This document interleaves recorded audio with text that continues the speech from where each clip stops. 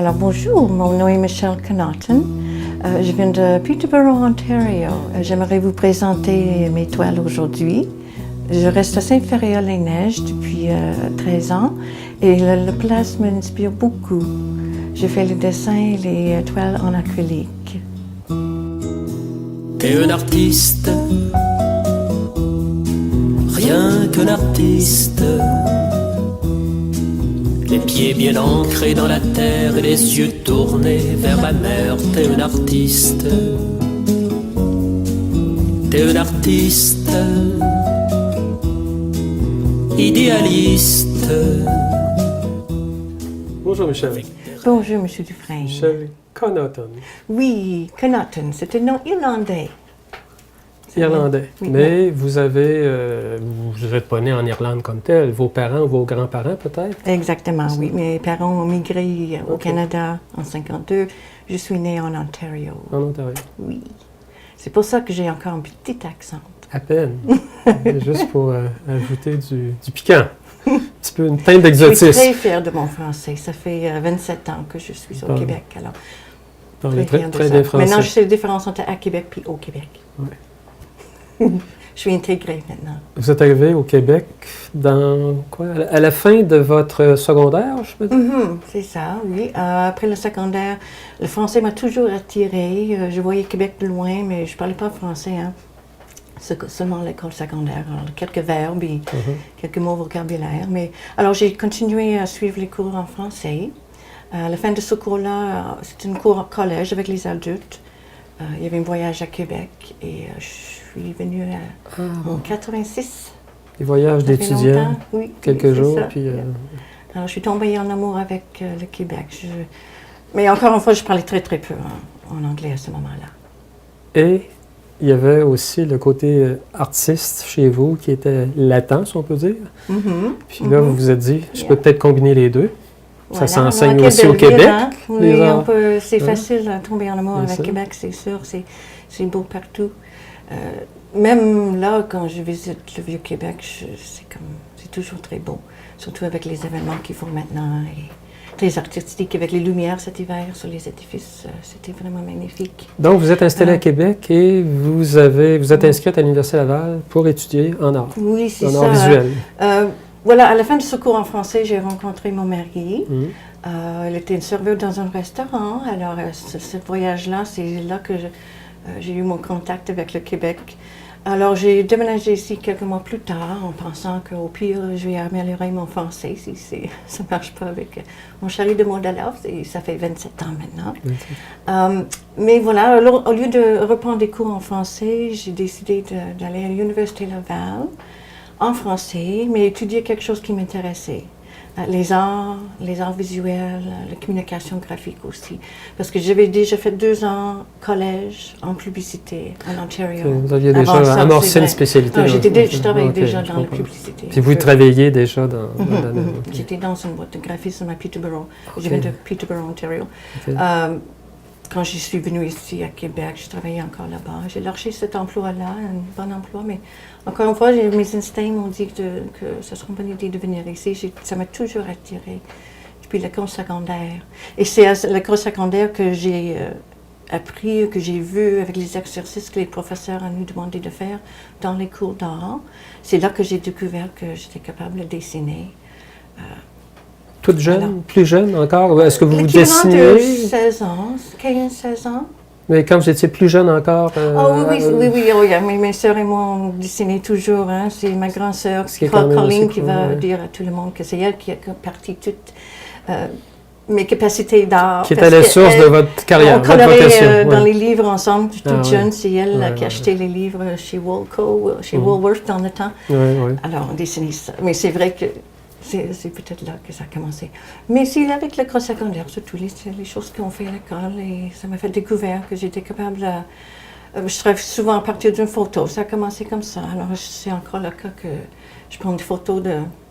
Je suis moins à l'aise avec les visages, mais le paysage, c'est ça qui me plaît le plus, je pense. La nature. Les choses dans la nature, les édifices aussi, parfois. Donc, vous avez acquis un baccalauréat en arts visuels.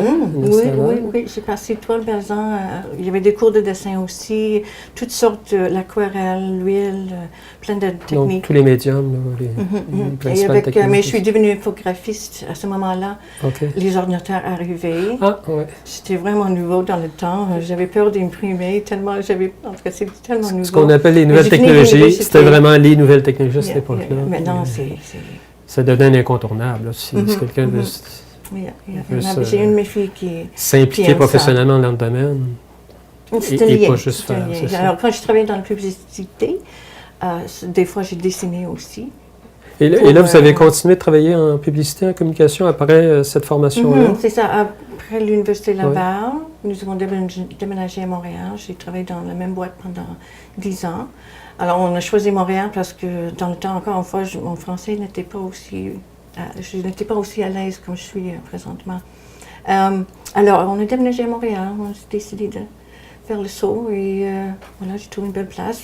Mais à la fin après quelques années, on a décidé de retourner à Québec pour avoir une meilleure qualité de vie. Oui, vraiment, c'était le bout.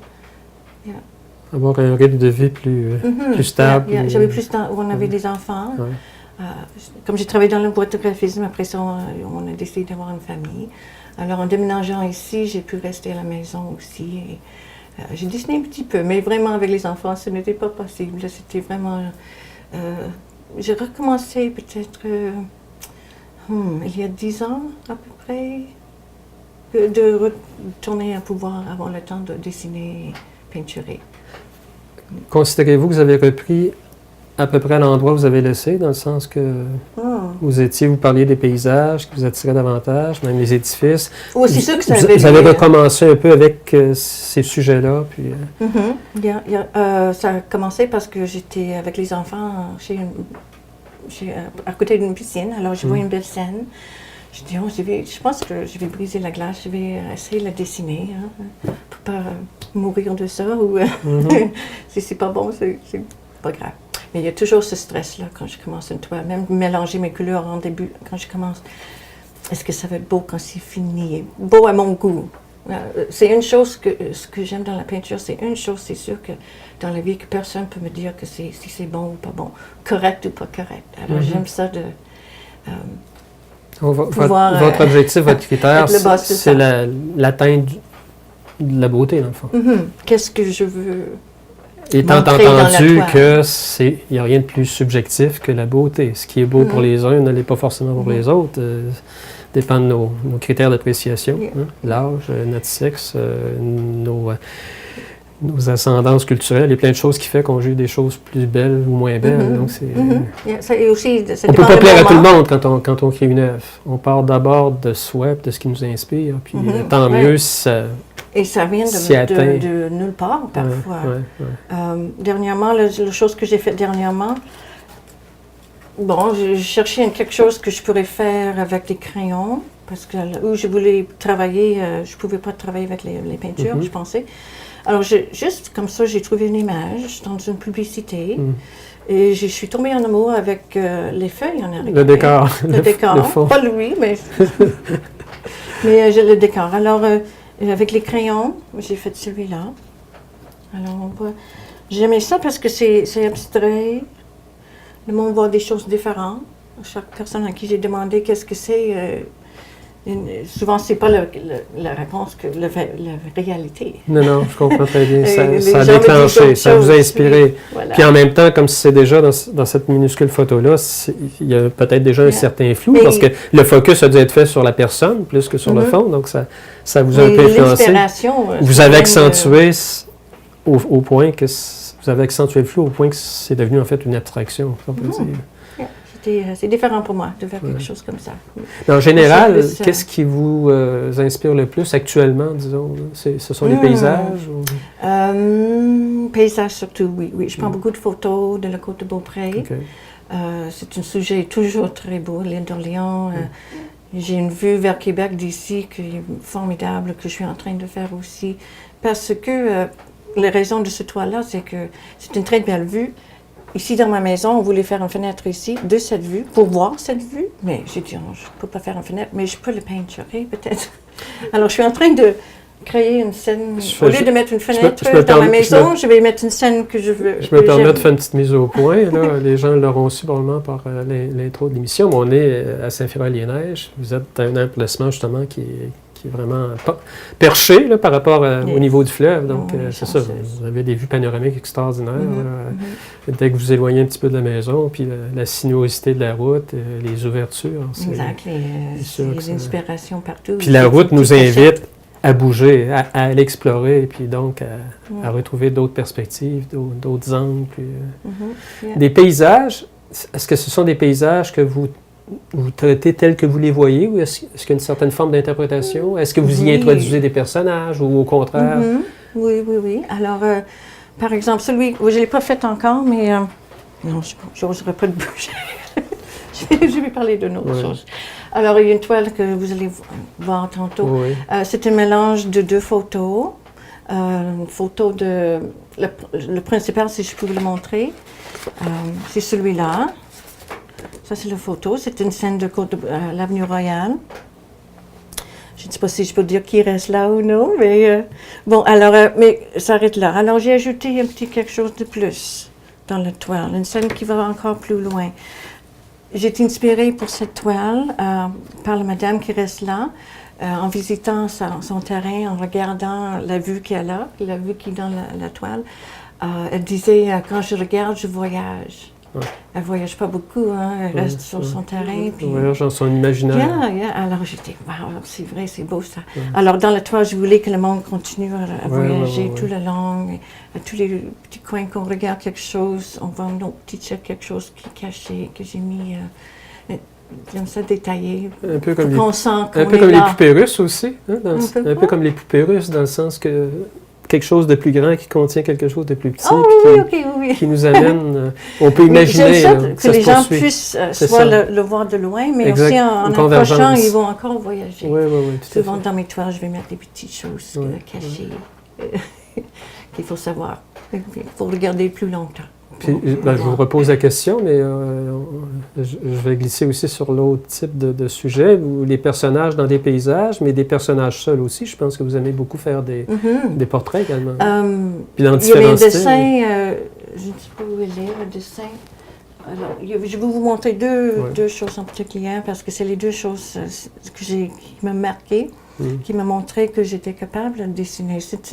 On ne sait pas, on essaie des choses à l'école ou dans la vie, puis on ne sait pas si ça va marcher ou non.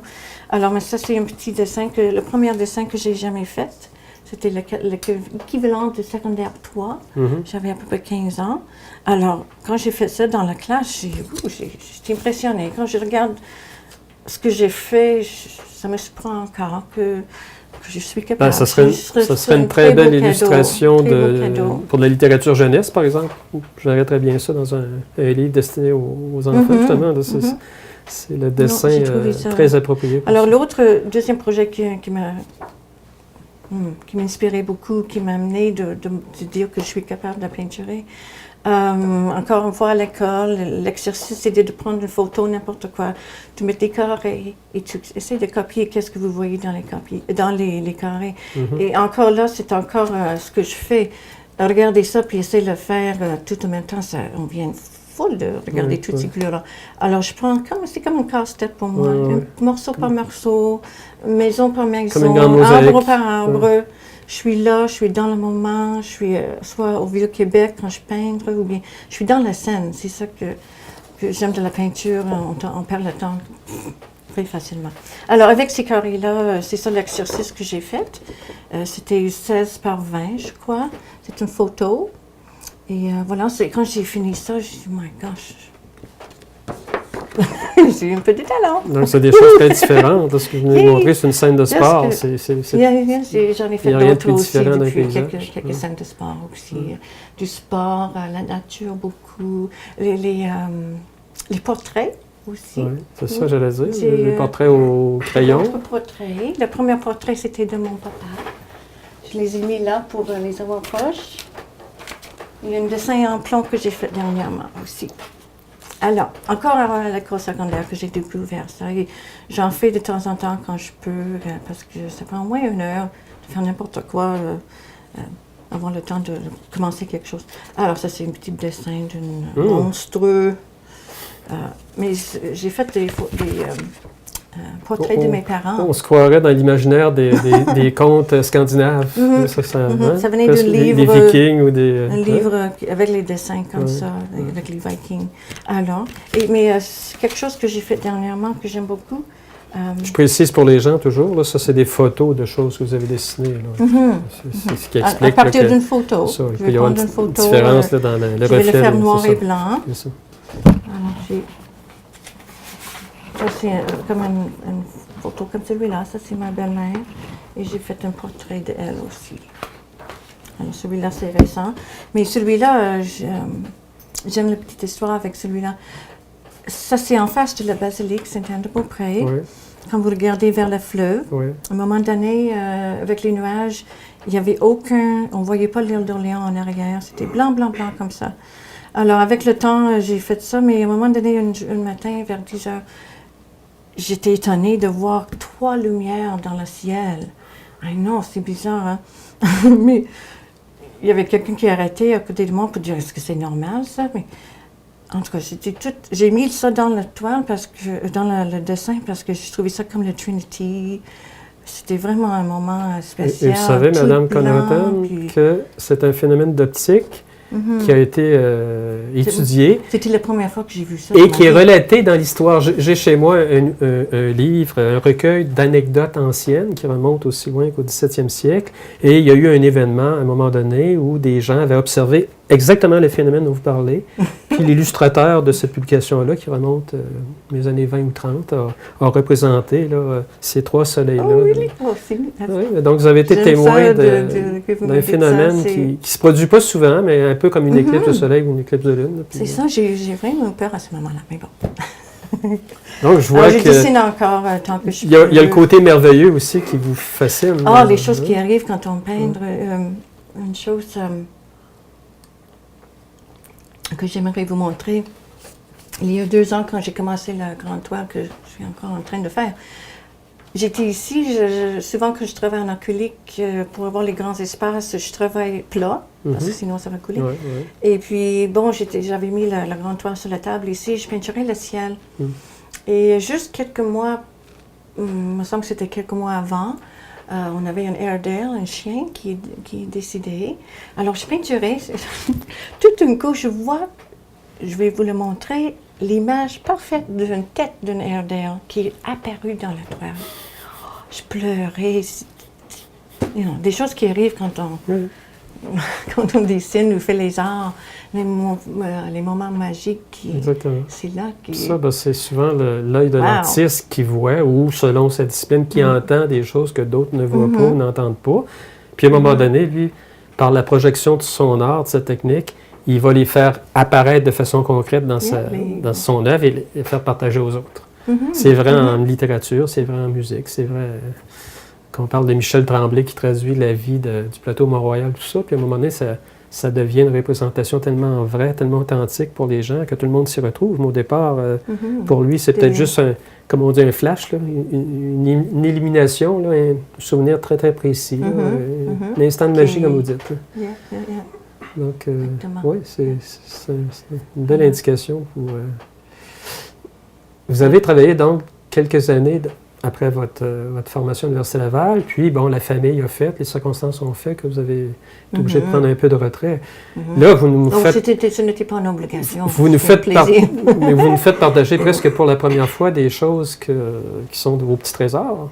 Oui, c'est ça. Vous n'avez pas vraiment exposé beaucoup jusqu'à maintenant, c'est ça? Non. J'attendais d'avoir quelques pièces aussi, quelque chose à montrer. Et aussi, maintenant que j'ai quelques-unes, je n'ai pas compté combien de toiles que j'ai faites à date, mais maintenant je vois mon style. Oui. Donc, il y a des lignes directrices qui se dégagent. C'est ça. Si vous étiez prête à accepter peut-être des commandes de gens, ben là, déjà, vous pourriez leur dire, ben moi, je travaille beaucoup dans ce sens-là. Si ça vous intéresse. C'est ça. Maintenant, j'ai la confiance de prendre... je fais une photo je fais quelque chose pour quelqu'un qui a une place en particulière, qu'il aime. Je me donne une photo, puis je fais ça en toile. Alors, c'est à voir. Mais alors, je me dis, s'il n'aime pas ça, je vais le garder.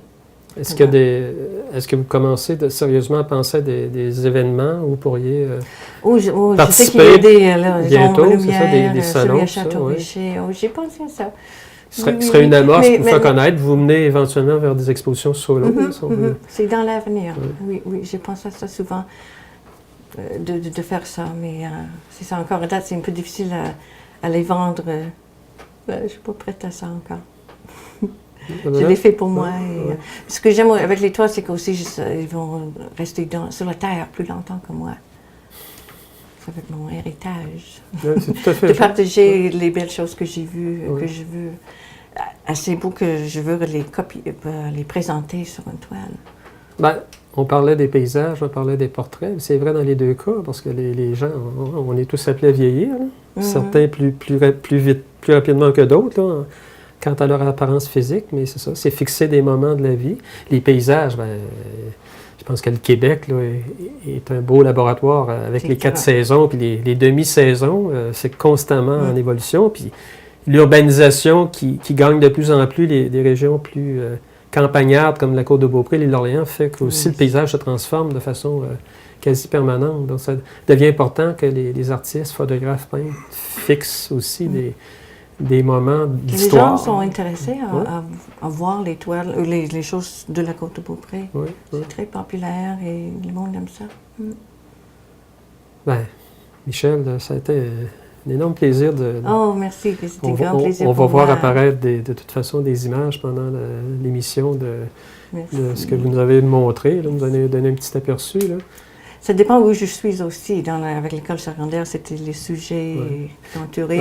Mais maintenant, c'est vraiment la Côte-de-Beaupré. Votre vie quotidienne, c'est ça. Votre vie quotidienne a sûrement influencé aussi votre production. Là. Et ça fait longtemps que je voulais faire une toile de la Château Frontenac. Maintenant que je sais que j'ai un style, que je suis capable, c'est sûr, que j'ai voulu essayer ça avec le château. J'aime ça. C'est très détaillé, le château. Il y a beaucoup plus de détails que je m'attendais. J'ai cru voir que vous aviez effectivement commencé. Vous avez quelques œuvres qui sont en... Donc, vous faites parfois des choses en parallèle comme ça. Vous parlez du château Frontenac, le tableau qui est derrière, là, où on voit que toute la partie de la base ville n'est pas encore complétée. Là. Voilà, là. Je travaille de haut en bas. Je commence toujours avec mes ciels, de haut en bas. Et aussi en arrière vers en avant. Comme je fais l'arrière-plan. Je vais faire les fenêtres avant que... C'est comme si je construis l'édifice, parfois. C'est comme, encore une fois, si je suis là, je construis les arbres, je peindre les arbres. Un peu, j'imagine, comme quelqu'un qui fait du vêtement de haute couture, de la mode aussi, va commencer à structurer l'habit, puis... c'est bien rough. Ensuite, s'intéresse plus aux matières, puis les éléments qui vont venir s'ajouter pour J'aime ça le lendemain, quand j'ai travaillé, que je regarde le lendemain, et tout de suite, je sais si j'aime ça ou non, s'il y a des changements à faire. Mais c'est le lendemain que je me réveille pour... qu'est-ce que j'ai fait hier? Est-ce que je vais aimer ça? Donc, le fait d'avoir quelques œuvres comme ça qui sont en étape de production parallèlement, vous pouvez passer d'une à l'autre aussi selon vos humeurs, puis ça vous donne effectivement le temps de réfléchir, parce que j'ai vu qu'il y avait un tableau grand format dans une autre pièce. Là, c'est celui-là qu'un jour qui va être qui déjà s'annonce pour être un superbe tableau. C'est un projet de très long terme. Mais encore une fois, c'est là que mon chien a apparu dans les nuages. Ah oui. L'illumination dont on parlait il y a quelques minutes. J'ai fait souvent le Côte-de-Beaupré, la montagne ici. Voilà, c'est ça. Michel, c'était un immense plaisir de te rencontrer. On commence déjà à mieux se connaître. Je suis sûr que les téléspectateurs vont... C'est quelle coïncidence, hein? Comment la vie... comment les choses tombent. Et là, il y a beaucoup de personnes qui vont vous avoir entendu avec votre beau petit accent, puis vont avoir apprécié des parcelles de votre création. Puis je pense qu'il y a des gens qui vont venir cogner à votre porte, qui vont essayer de vous rejoindre, vous appeler pour dire vous pourriez peut-être me faire quelque chose. Oui, c'est comme ça. Je pense que si je prends une photo de départ qui n'est je vais m'attacher, c'est sûr, mais peut-être si je sais d'avance que c'est pas pour moi, que je vais pouvoir... Puis je vous incite surtout vivement à participer à un événement collectif très bientôt, parce que C'est important. C'est plaisant de partager, de voir qu'est-ce que les autres font. Souvent, avant de m'asseoir pour peinturer, je vais feuilleter dans les livres d'art, juste pour me stimuler, pour voir qu'est-ce que les autres font. Regarde, ils ont fait ça c'est une bonne idée. Je pense que le fruit est mûr, Michel. On s'inspire, hein? Tout le monde s'inspire. Un gros merci encore une fois de nous avoir accueillis chez vous. Un petit peu dans votre pièce d'archives. C'est le fun de voir tout ça ensemble. Au plaisir. Merci. Tu mets de l'orange et du vert là où il n'y avait que du noir, des notes blanches sur des verres qui sommeillaient dans un tiroir, et tu recrées des univers.